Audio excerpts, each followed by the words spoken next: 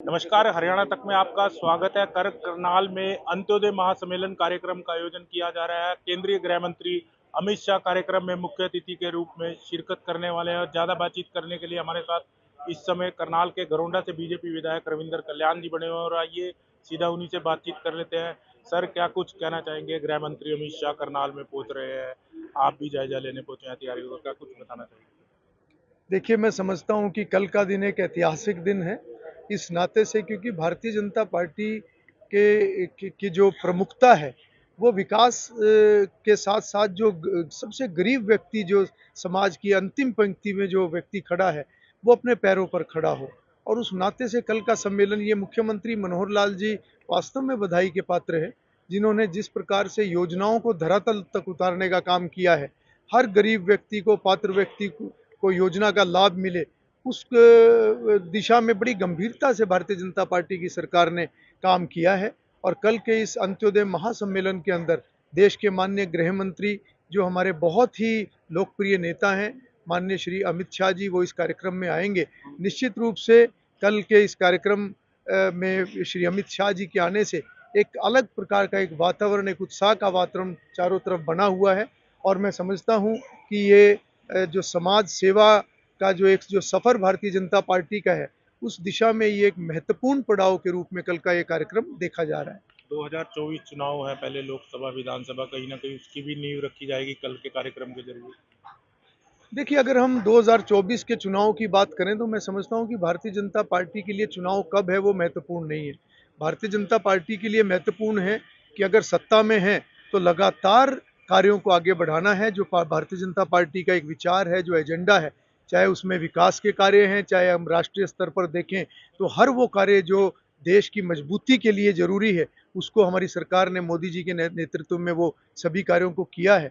और उसके साथ साथ जो समाज को मजबूत करने की दिशा में जिस प्रकार से हर गरीब व्यक्ति अपने पैरों पर खड़ा हो, वास्तव में अंत्योदय हो, तो उस नाते से एक लगातार कार्य भारतीय जनता पार्टी ने पिछले 9 वर्षों से किया है।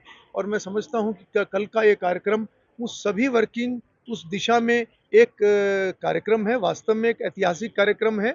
मगर चुनाव की जहाँ तक बात है, चुनाव के लिए भारतीय जनता पार्टी सदा तैयार रहती है, क्योंकि संगठन जो है वो एक सतत प्रक्रिया भारतीय जनता पार्टी की है। संगठन लगातार कार्य करता है और आज एक मजबूत संगठन भारतीय जनता पार्टी का पन्ना प्रमुख के नाते आज हम जो बिल्कुल ज़मीनी स्तर पर आज हमारे कार्यकर्ता जो हैं वो कार्य कर रहे हैं। तो मैं समझता हूँ कि कल का दिन वास्तव में एक ऐतिहासिक दिन है। और हरियाणा उस नाते से माननीय मुख्यमंत्री मनोहर लाल जी के नेतृत्व में अंत्योदय के कार्यों को अगर हम लें तो पूरे भारतवर्ष में अग्रणी राज्यों में भारत का नाम आता है। नए प्रदेश अध्यक्ष मिले हैं, पार्टी को कितनी मजबूती मिलेगी? देखिए, भारतीय जनता पार्टी संगठन, ये एक, जैसा मैंने कहा, ये एक पार्टी की, संगठन की एक सतत प्रक्रिया रहती है। समय-समय पर दायित्व परिवर्तन, दायित्व मिलना, दायित्व बदलना, वो भारतीय जनता पार्टी में बड़ी सहजता से ये कार्य होता है। मगर जो भारतीय जनता पार्टी का जो कार्यकर्ता है, वो लगातार पार्टी के प्रोग्राम के मुताबिक और लगातार जो जिस दिशा में कार्य करना है, वो लगातार कार्य करता रहता है। नायब सैनी जी हमारे नए प्रदेश अध्यक्ष बने हैं। मैं उनको बहुत-बहुत शुभकामनाएँ देता हूँ। निश्चित रूप से एक युवा हमारे कार्यकर्ता हैं, पुराने निष्ठावान कार्यकर्ता हैं। उनके प्रदेश अध्यक्ष का दायित्व वो बहुत अच्छे प्रकार से सँभाल लेंगे, ऐसा मैं उनको शुभकामनाएँ भी देता हूँ। और माननीय हमारे जो निवर्तमान जो प्रदेश अध्यक्ष ओम प्रकाश धनखड़ जी, जिन्होंने अपने 3 वर्ष के कार्यकाल में वास्तव में एक ज़मीनी स्तर पे जिस प्रकार से संगठन को सक्रिय रखा, मजबूत किया, पन्ना प्रमुख की एक रचना को धरातल तक उन्होंने उतारने का काम किया। मैं समझता हूँ कि एक सफलतम कार्यकाल उनका भी रहा। वो आज राष्ट्रीय टीम में भाजपा के राष्ट्रीय सचिव के नाते उनकी नियुक्ति हुई है।